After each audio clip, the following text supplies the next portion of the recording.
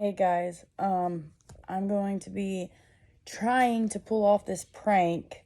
I've been thinking about it for like a week now, or almost 2 weeks. But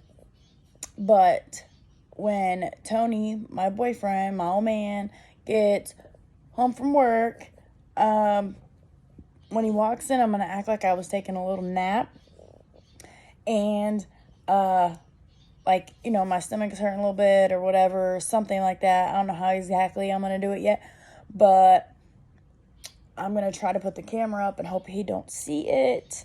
But, that I, poo-pooed on myself on the couch. Well, like, I fell asleep and poo-pooed on myself on the couch.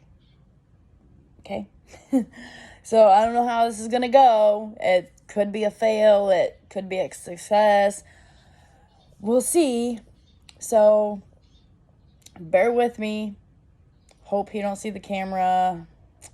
But, okay. We'll see. Using these chocolate bars. He was doing her a favor by that. But okay.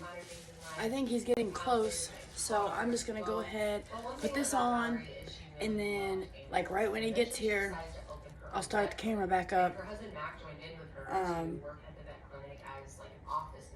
And see if I can pull this off. He might see the camera.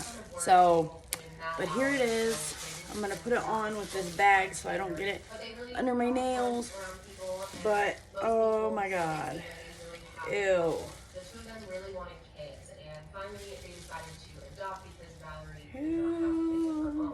So in 2008, they adopted their daughter. She was only 2 days old when they adopted her, and they were really excited to have a daughter. And I think they were really hoping that it would bring them closer together to have a child together. But things went bad pretty shortly after this. Valerie ended up finding out that Mac was cheating on her. One day, out of the blue, Valerie had gotten a phone call from some stranger that was claiming to be Mac's other woman.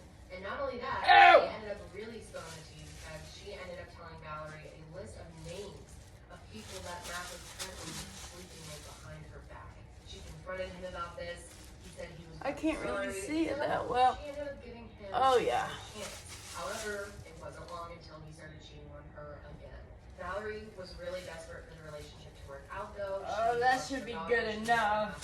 Custody, so she did. And I'm gonna sit in it. But this time So, because during this okay, I'm gonna sit down really like this. She has taken him back for the second Act like I fell asleep for a minute, and then we'll see how it goes.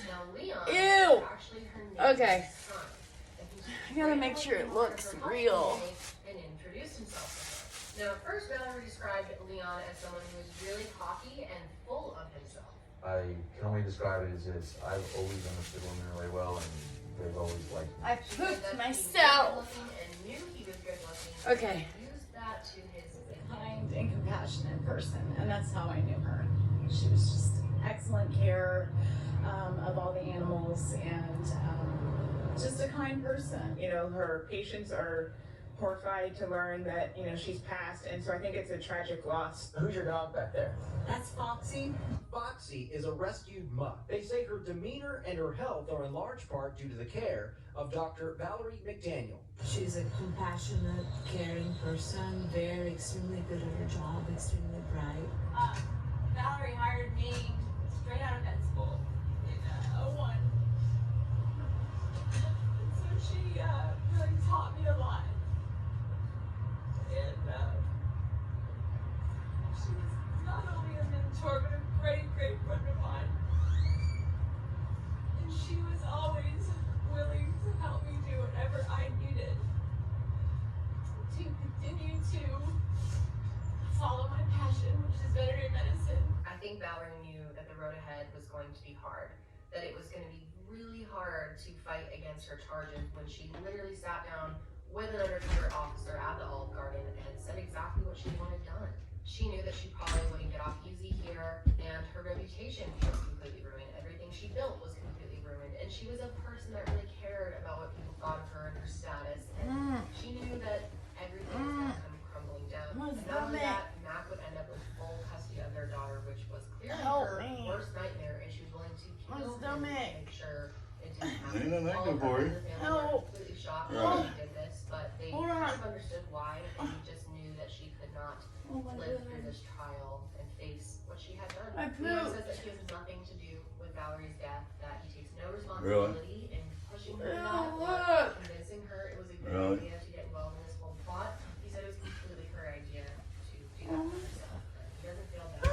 So about a year later, on March 20th, 2018, Fuck are you on? Help me! Right. Facing Well, 2 fucking counts highly of help you. solicitation and Clean your ass up. So now it's up to Leon to prove that he wasn't the one running all of this. It wasn't all his idea. It's really easy for Leon to throw Is it Valerie poop? under the bus. Yeah! How you poop yourself Not able to speak for herself. and not know it? Leon I is don't the best know. friend Arnie My said stomach hurt.